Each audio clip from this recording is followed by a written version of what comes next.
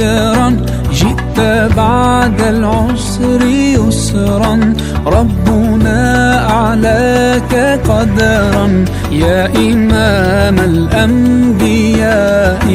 أنت في الوجدان حي أنت لله رب العالمين يتوɗo goɗani Allah ewa en jetti Allah no fewi Allah addi hikka 2019 ɗo e Dakar dentata Madina Gounass e gardugol ceerno men ceerno Abdoul Aziz Ceerno addi en haa ɗo e nder Makkatul Mukarrama en ngari Madina tum Nawwara e mbeɗɗon balɗe meɗen sappo timmude e ñande mbaɗi jeena timmude ñande sappo ɗen ngari ga en jetti Makkatul Mukarrama en mbaɗi hajju men haa timmi en mbaɗi umra men haa timmi alhamdulillahi rabbil alamin kono den no Sénégal fof andiri no aduna fof andiri woɗɗude Allah waɗi ga e meɗen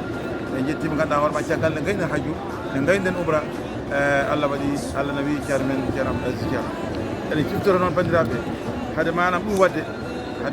wadde ñande umra nde ewa nde wonno kamɓe seereɓe ko waliyaɓe Allah ko ɓiɓɓe waliyaɓe Allah ko holleteɓe dennagal kawisaji hade ɗum wadde ñande umra nde ceerno Abdoul Aziz Ceerno noddi kam o wi kam mbeɗa yiiɗi ñalawma hande umra o mbiyana kam dental ngal foof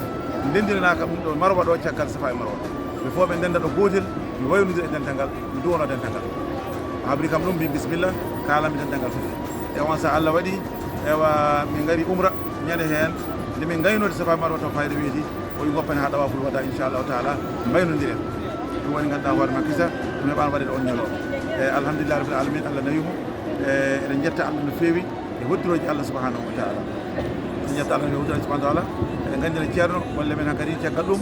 ewa Allah waɗi ene fof e gunde sunna mawɗo kono Allah deññi ɓerde men Allah nangui ɓerde men ha en mbawi liggade ligguey o en mbawi wadde golle ɗe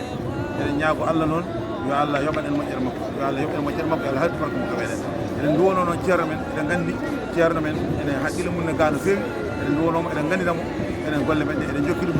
ewa ɓerde makko yo lelo eɗen mbaɗi golle ɗe kodi hanniri ni hay dara mankani golle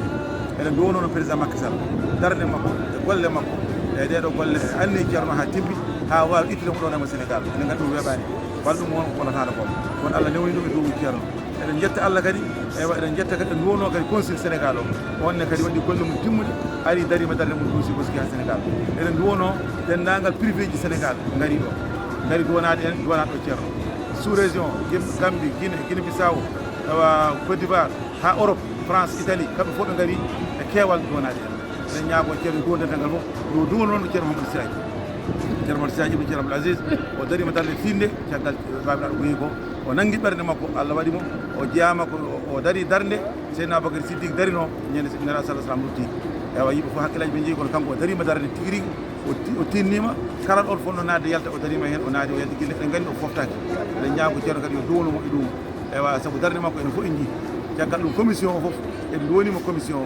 fof caggal ɗum en ndendi batu en duwodiri en duwonima ceerno on en nangodiri en mbaɗi organisation golle ɗe fof ha yaari yaaru hande noon en mbaɗi tawa ko waɗa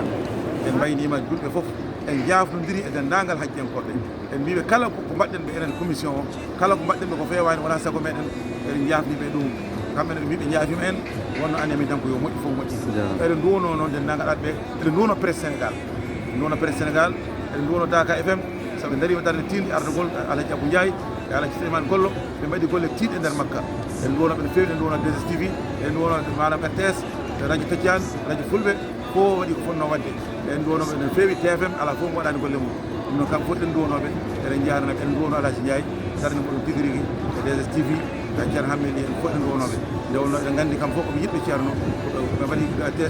galle ceerno galle ceerno Aziz Ceerno ɗum noon en duwonoɓe no fewi yo Allah eɗen ñaaguima Allah nde Allah artirten ɗo mo wuuri e keewal eɗen ñaagui Allah nde Allah ɓoynade en gurdam ceerno men ceerno Ahmad Tidiane Ba eɗen ñaagui Allah nde Allah heddoto manam barke ceerno Abdoul Aziz Ceerno e meɗen e jayre Rasulullah illallah yo hokken baraji manam ko hajjo ene reginede juɗɗo assalamu aleykum wa rahmatullahi taala wa barakatuh. Assalamu aleykum wa rahmatullahi caggal yettude Allah e julde e nelaɗo Allah sallllahu alayhi wa sallam to duwanade ceerno Ahmad Tijani khalifa men mo ngannduɗa eɗen ñaago Allah nde Allah heddatamo ɗo ko juuti taw en gondi e sambi e cellal nde tawno heddegol makko oɗo aduna ko nafoore mere eyyi ceerno Moustapha haali ko fonno haalede ko fof ala ko mbatteten hen so wona tan yettude Allah e yettande ceerno Abdoul Aziz ceerno Allah sababunde Allah hokkimo ko mawni aduna kam nelaɗo sa sallam caggal yalti oɗo aduna hay goto heɓata koɗo aduna woni fof ene tijji oɗo ñalawma kono no Allah hokkirimo ñalawma woni sifa joɗɗo waɗi ala ko waɗi hen enen wona yettude Allah e yettandemo Allah alhamdulillahi rabbil alamina caggal nde ɗum waɗi tan ceerno men radiallahu taala on tan ko kanko goto yaara enen heddiɓe ndewɗen caggal makko ɗon tan o yamiri o noddi mawɗo leydi ndi hono président Macky Sall on kadi eɗen jetta ɗum no feewi no ceerno Moustapha wini darde makko e ballal makko hen saabu ñalawma o ñallata ko noddude conseil général kadi eɗen jetta ɗum woni docteur Aboubacry Sarr balɗe ɗiɗi ɗe fof kominen gondi Allah waɗi hen newuye mum no feewi e sifa kawniɗo mo ganduɗa andat tan ɗum ɗo ko neɗɗo alliyanke mawɗo Allah hokki ɗum ɗo wondude e duwaw ceerno woni Cheikh Ahmed Tidiane ala ko min kalata so wona yettude Allah e yettande ceerno Allah e duwanade e yafnade commission o fof nde tawno ceerno Abdoul Aziz min mbiɗa andi hajju o holno wayi hen hajju o kanko o yiɗi e makko tan ko yo moƴƴu yo feew nde tawno o wi kam kanko ko ceerno Alaji no seedu yamiri ɗum ceerno makko ceerno Ahmed Tidiane ceerno yamirimo ɗum waɗi enen fof hay ceerno Ahmed Tidiane radiallahu taala anhu o meeɗi omo haalna kam ɗo 2010 o wi kam kala gonɗo e commission he gande nde ceerno Alaji no seedu duwi nde kala hen bawɗo liggade hen walla kala hen meɗɗo arde hajju tan dilli hen duwaw o jaabima e muɗum e sifa wallude julɓe ɓe ha joni ko ɗum tan min ñagoto Allah